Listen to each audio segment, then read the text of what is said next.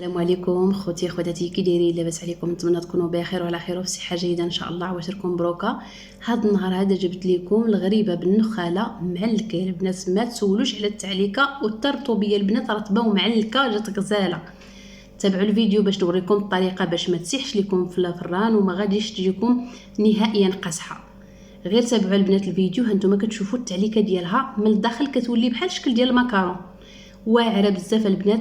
نتمنى ان شاء الله تتابعوا الفيديو حتى الاخير، وما تنساوش تشجعوا اختكم بواحد لايك واشتراك. ويلا على بركه الله. وعلى بركه الله غادي نبداو بالمقادير ديالنا. بالنسبه للمقادير انا غندير معكم 2 بيضات. بغيتو تضعفوا المقادير ضعفوهم. هنايا احتاجيت 2 ديال البيضات، غندير غير كميه قليله. قبصه ديال الملح، كاس ديال السكر. السنيده البنات نقصوها شويه، ديروا غير الكاس باش عبرتوا الزيت باش غتعبروا السنيده. كاس راه كافي حيت باقي غنفندوها بالسكر كلاصي. غنحاول ضروري هاد البيض والسنيده ندوبوهم شويه، السنيده ما تبقاش هكاك محببه. حاولوا تربوها بيديكم هكا تيتبدل اللون ديالها. غنزيدوا ليها القشره ديال الحامضه. الحامض احسن من هذا من الساشيه ديال الفاني. ديروا غير الحامض بركه، ما ديروش الساشي ديال الفاني. زدت كاس ديال الزيت، وضروري كل حاجه كنزيدوها كنخلطوها. غادي نزيدوا واحد المعلقه كبيره ديال الناباج. ما ديروش الكليكوز، ديروا الناباج باش تخليها معلكه من الداخل. غنزيدوا معلقه ديال الزبده، ماشي الزبده ديال مارغرين ديال الصابلي، غادي نديروا الزبده الحيوانيه اللي كتكال ديال الماكله. هنا عندي كاس ديال الزنجلان محمر وكاس ديال الكاوكاو محمر. بالنسبه للكاوكاو حيدت ليه القشور، ما ديروش بالقشور ديالو حيت غادي يمرر لكم الغريبه. هانتوما شوفوا الخليط ديالي ولا بحال الشكل ديال املو. غنبقى نخلط فيه مزيان وغادي نزيد النخاله. بالنسبه للنخاله، النخاله راه رقيقه ومحمره. انا درتها في المقله وحمرتها وكنديها ونجيبها شويه. المهم ما تخليوهاش تحرق. شوفوا اللون ديالها كيفاش تذهب. ما ديروهاش خضره حيت الحلوه ديالنا راه كتبقى ما بين 5 دقائق حتى 7 دقائق في الفران باش ما تشربش لكم داك الفران، باش ما تجيش قاصحه. 2 كيسان ديال النخاله اللي دخلت ليا انايا. هاد الزلافه راه كنعبرها هكا يكون فيها الكاس ديال النخاله. دابا راه دخلت ليا 2 وغنخليها جاريه بحال كيما كتشوفوا عندي. هانتوما كتشوفوها، ما غاديش نخليها قاصحه حيت النخاله دابا غادي نخليوها غير نص ساعه ولا غير هكا، غير ربع ساعه غترجعوا تلقاو داك الخليط ديالكم نشف. شوفوا كيفاش كنخلي انا الخليط ديالي كيلصق ليا في اليدين. صافي كنحبس. وراه 2 كيسان اللي دخلت ليا ديال النخاله. صافي غنحبس، غنخليها ساعه عاد نرجع ليها. ساعه البنات، وراه ممكن تخليوها اكثر من ساعه. المهم انا خليتها ساعه ورجعت ليها. هانتوما صافي غنخليها ونرجع ليها. ونسيت البنات هاد الخميره هادي ما قلتهاش لكم وما بغيتش هكا نحيد هاد اللقطه هادي باش تشوفوها. الخميره ضروري حيت نسيتها، بقات ليا في الجنب تمايا ما شفتهاش حتى جمعت العجينه ديالي عاد شفتها. المهم الخميره ضروري واحد الخميره باش تخليها شويه منفوخه. غير خميره وحده ما تفوتوهاش. انا غادي نعاود نخلطها شويه وغنخليها ترتاح كما قلت لكم. تفوت ساعه اما قل من ساعه راه غتبقى جاريه وغادي تطفى لكم في الفران وغتولي جاريه في الفران. ضروري هاد الخماره حمراء هادي حيت نسيتها، وهاد اللقطه هادي ما بغيتش باش ما نديرهاش باش هكا تديروها. صافي غادي نجمعها ونخليها كما قلت لكم ساعه. انا راه بحال هكا البنات ممكن واحد شويه نرجع ليها عاوتاني نخبط فيها باش نحاول نخليها تنشف. ولا لقيتوها ميد ما فيها شي ليدام هكا من الفوق، حاولوا عاوتاني عجنوها بحال هكا راه كتشرب داك ليدام. المهم النخاله ديالنا البنات هاد العجينه هادي راه غير كتدخل فيها النخاله صافي كتخليها تنشف. الا تعطلات صافي كتنشف مزيان. المهم كما من الاحسن خليوها باش تنشف مزيان باش ما ديروهاش ليها كميه كثيره ديال النخاله.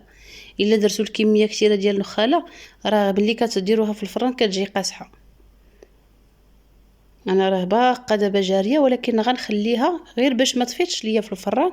هذاك هو السر ديالها باش تبقى واحد المده وهي خفيفه، ولكن خاصها تقريبا تكون ساعه و10 دقائق حتى ساعه ونص كاع. خاصها تكون البنات ترتاح عاد نرجعوا نشكلوها. المهم هانتوما شوفوا غير كنخليها غير واحد شويه وكنهز يدي ما كتلصقش فيهم.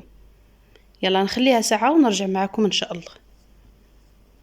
صافي هنا الغريبه ديالي راه خليتها فات ساعه. غادي نفندها دابا بشويه ديال ما زهر والسكر كلاصي. انا وريت لكم هاد القرعه هادي كندير انا هاد مزهر اللي تيكون في القراعي ديال الزاج. بالنسبه للسكر كلاصي تيكون من النوع الجيد اللي تيكونوا في الخنيشات. السكر كلاصي اللي كيتباع في الخنيشات ماشي داك اللي كيتباع في الحوانت بالعبار. وغربلوه مزيان باش تحيدوا ليه دوك تيكونوا فيه دوك الحبيبات. وبالنسبه للعجينه ديالنا نتوما كتشوفوا البنات راه شاده راسها ملي كتفوت، ملي كتخليوها ترتاح وكتكون مرخوفه. خص ضروري تكون مرخوفه باش تكون عندنا الغريبه ديالنا باش تنجح لينا مزيان وتولي معلكه. ما تزيدوش ليها النخاله بزاف، راه دوك جوج كيسان كافيين ليها. غادي نشكلها وغادي نبقى ندهن غير يدي بمزهر واللوحه في السكر كلاصي بحال كيما تنديروا الغريبات كاملين صافي. وغادي نوريكم الطريقه ديال الفران، غنوريها لكم حتى في الفران. المهم هانتوما راه ملي كتشد راسها ما تخافوش منها، راه ما غاديش تسيح نهائيا في الفران. واخا هكا كنضمنوا ملي كتكون العجينه مرخوفه كنضمنوا النجاح ديال الغريبه ديالنا، كتبقى معلكه من الداخل. حيت الغريبه خصها تكون قاصحه من برا ولكن الداخل ديالها كتكون معجنه بحال المكرون. صافي هنايا غادي نشكل الغريبه ديالي وغادي نديكم الفران. بالنسبه للفران انا كنبعدها من الفوق كنحطها لتحت ولكن كنشعل ديك الشعله الفوقانيه البنات. المهم انا غنوري لكم الطريقه اللي كندير ليها في الطياب باش تجيني مشققه وتجيني زوينه طيبه وما تعطلش في الفران. بالنسبه للفران راه ما تفوتش فيها الا كاع خليتوها 7 دقائق حتى 10 دقائق، حيت الا شربها الا شربات داك السخونيه ديال الفران صافي كتقساح. انا غنوريها لكم في الفران وبقاو معايا ان شاء الله. وليت وصلت حتى لهنايا ما تنسانيش من لايك ومرحبا. ها نتوما البنات غنوريكم هاد الطاوه اللي بقات عندي هنايا. دابا الفران راني شعلته وحطيت الطاوه لتحت ولكن راني دايره الشعله من الفوق البنات. بعدتها على داك الشعله ديال العافيه وخليت الطاوه ديالي لتحت حتى تشقات. صافي غادي نطفي ونشعل ليها لتحت. هانتوما شوفوا راه كنوريكم ما تنديرهاش منها العافيه باش دغيا يتحرق ليا داك السكر كلاصي، لا كنخلي السكر كلاصي يبقى ابيض وبعدوها من العافيه وخليوها تشقع على خطرها. راه 5 دقائق ما كتفوتهاش. هو الشكل النهائي ديال الغريبه ديالنا البنات. المهم راه خليتها حتى بردات عاد غنحركها حيت ملي كتخرجوها من الفران غتنساوها شويه واحد 5 دقائق عاد رجعوا ليها. كنحركوها كتحرك بسهوله ما كتلصقش. وانا غادي نوريكم كيفاش جات من الداخل، جات معلكه يا سلام. نتمنى ان شاء الله تجربوها ونتمنى اللي دخلت جديده مرحبا بها في قناتي. وما تنساوش اختكم اللايكات والبارطاج. وشكرا للدعم ديالكم متواصل ودمتم في رعايه الله. الى الفيديو الجاي ان شاء الله. شوفوا الغريبه ديالنا كيفاش جات معلكه بزاف. يلا مع السلامه.